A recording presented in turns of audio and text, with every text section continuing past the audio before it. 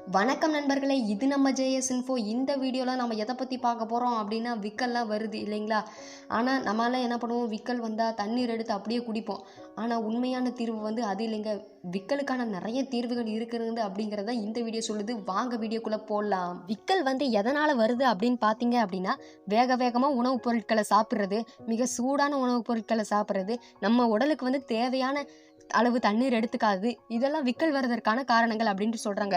உண்மையான காரணம் என்ன அப்படின்னு பார்த்தீங்க அப்படின்னா, நம்மளோட உதரவிதான தசை வந்து திடீரென சுருங்கும் போது நம்ம உடலுக்கு வந்து ஒரு தசை பிடிப்பு ஏற்படும். அப்படி ஏற்படும் போது நம்ம குரல் நாண்கள் வந்து மூடிடும். அப்படி மூடும்போது அது வந்து ஒரு வித ஒலியை ஏற்படுத்தும். அதுதான் விக்கல் அப்படின்ட்டு சொல்கிறாங்க. நெக்ஸ்ட், எந்த மாதிரியான கோளாறுகள் உடம்புல இருந்தால் விக்கல் வரும் அப்படின்னு பார்த்தீங்க அப்படின்னா, கல்லீரல் கோளாறு, நுரையீரல் நோய் தொற்று, குடல் அடைப்பு, மூளை காய்ச்சல், கணை அழற்சி, பெரினிக் நரம்புவாதம், இதெல்லாம் இருந்தால் விக்கல் ஏற்படும் அப்படின்ட்டு சொல்கிறாங்க. அது மட்டும் இல்லைங்க, வலி நிவாரண மாத்திரைகள் எடுத்துக்கிறதுனாலையும் ஸ்டீராய்டு மாத்திரைகள் அதிகமாக எடுத்துக்கிறதுனாலையும் விக்கல் வந்து அதிகமாக வரும் அப்படின்னு சொல்லியிருக்காங்க ஆய்வாளர்கள். சரி, விக்கலுக்கு என்னப்பா தீர்வு அப்படின்னு தானே கேட்குறீங்க? வாங்க பார்க்கலாம். விக்கலுக்கு என்ன தீர்வு அப்படின்னா, தண்ணீர் குடிப்போம் இல்லைங்களா? ஆனால் தண்ணீர் குடிக்கிறேன்னு சொல்லியிருக்காங்க. ஆனால் எப்படி குடிக்கணும்னு சொல்லியே, வேகமாக தண்ணீரை மடமடன்னு குடிக்கும்போது அது உள்ள வேகமாக போகும்போது நம்ம உடம்புல விக்கல் நிற்கும் அப்படின்ட்டு சொல்கிறாங்க. அது மட்டும் இல்லைங்க, எலுமிச்சை மலத்தை வந்து ரெண்டாக அரிஞ்சு அதை வந்து வாயில வச்சு உரியும் போது நம்ம உடம்புல விக்கல் நிற்க சான்சஸ் நிறைய இருக்கு அப்படின்னு சொல்றாங்க. அது மட்டும் இல்லைங்க, நம்ம வந்து சர்க்கரையை உடனே அள்ளி வாயில போடும்போது அது வந்து உணவு குழாயில வந்து எரிச்சலை ஏற்படுத்தும் அப்படின்ட்டு சொல்றாங்க. நண்பர்களே, இனிமேல் விக்கல் வந்துச்சுன்னா உடனே சர்க்கரையை அள்ளி வாயில போடாதீங்க.